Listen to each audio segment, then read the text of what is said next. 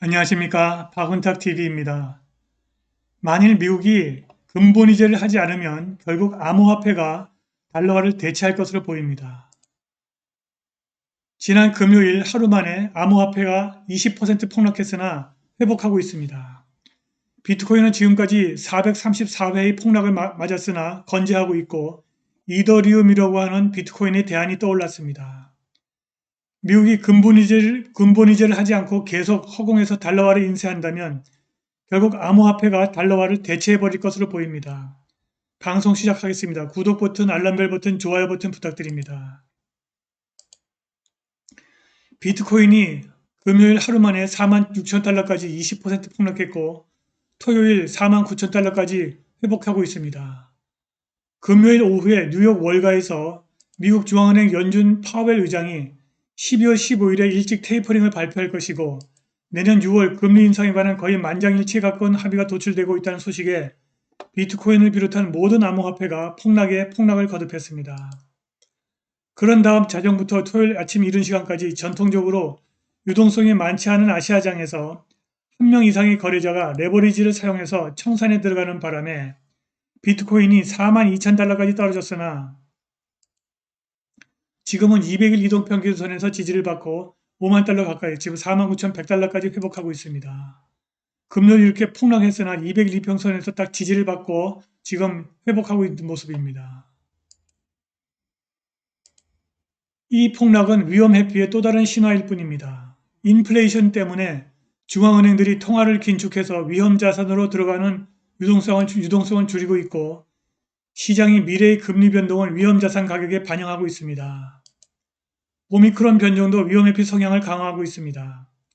글로벌 암호화폐 시가총액은 2조 2,800억 달러로 지난 24시간 동안 무려 17.5% 하락했습니다.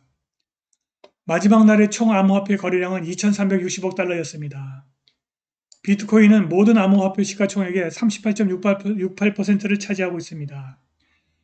그런데 엘살바도르의 나이브 부켈레 대통령은 하락을 사용해서 더 많은 비트코인을 구매하고 있습니다. 지금까지 비트코인은 이렇게 434회 폭락을 겪었습니다. 비트코인은 지금까지 폭락을 434번 겪었고 금요일 폭락장에도 살아남았습니다. 그런데 시가총액 2위의 또 다른 암호화폐 이더리움은 비트코인보다 더 강세를 보였습니다. 투자자들이 이더리움을 헤지 수단으로 사용하고 있는 것 같습니다. 마이크로 스트래티지를 공동 설립하고 이끄는 미국 기업가 마이클 세일로어는 비트코인이 인류 역사상 최초로 설계된 화폐 시스템이라고 말했습니다. 그는 미국 달러는 세계 기축통화인데 끊임없이 팽창하고 있다. 10년 동안 매년 10%씩 팽창하고 있다. 현재는 매년 14%로 팽창하고 있으며 지난 12개월 동안 34% 팽창했다고 지적했습니다. 그는 또 그래서 달러화가 약세를 보이고 있고 마치 산소가 방에서 빠져나가는 것과 같다고 말했습니다. 세일로어는 그래서 지금 산소 마스크가 필요하고 비트코인이 산소 마스크라고 설명했습니다. 그는 비트코인의 요점은 이전의 모든 제국을 집어삼킨 인플레이션 소용돌이를 탈출하는 것이라면서 다음과 같이 설명합니다. 비트코인의 요점은 돈을 고정하는 것이다. 돈은 에너지이다. 에너지는 생명이다. 경제에서 에너지를 계속 빨아들이면 경제에서 산소를 빨아들이는 것이다. 최악의 경우에 우리는 질식당하거나 얼어 죽을 것이다. 그게 문제다. 그게 경제가 무너지는 이유, 제국이 무너지는 이유다. 미국이 만일 근본이자를 하지 않고 지금처럼 계속 달러화를 찍어내면 결국에 가서는 비트코인을 비롯한 수많은 암호화폐가 달러화를 대체해버릴 것입니다. 미국이 지금처럼 달러화를 무차별적으로 마구 찍어내면 평화도, 번영도, 자유도 다 사라질 것이기 때문입니다. 지금처럼 달러화를 마구 찍어내면 정부가 자원을 마음대로 몰수해버릴 수 있습니다. 예를 들어 2020년에 미국 군대는 2위부터 12위 국가의 국방비를 합친 것만큼 많은 국방비를 지출했습니다. 이 모든 돈은 허공에서 만들어집니다. 미국인들의 세금은 국방비의 일부라도 충당할 만큼 충분히 증가하지 않을 것이며 재무부 채권을 사려는 욕구도 없습니다. 따라서 연준은 계속 새로운 달러화를 허공에서 찍어내는 수밖에 없습니다. 결과적으로 달러화가 증가하면 대부분의 재화와 서비스 가격이 상승합니다.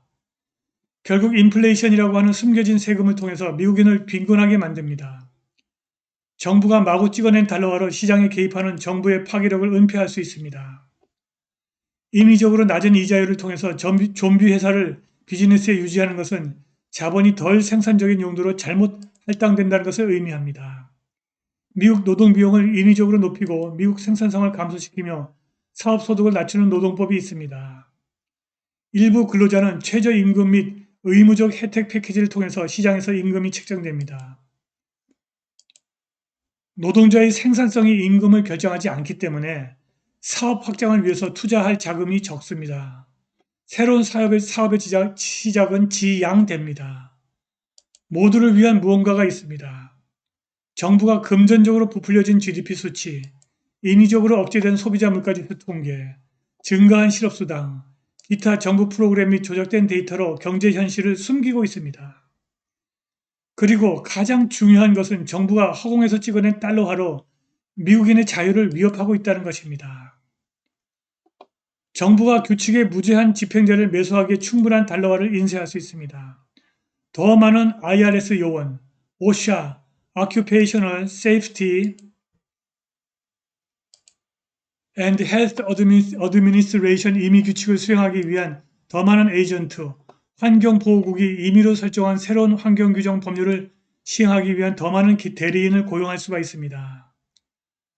정부가 달러화를 계속 인쇄하는 한 제한된 정부로 돌아가고 더 많은 자유시장 질서를 만들고 덜 간섭하는 정부를 가질 수가 없습니다.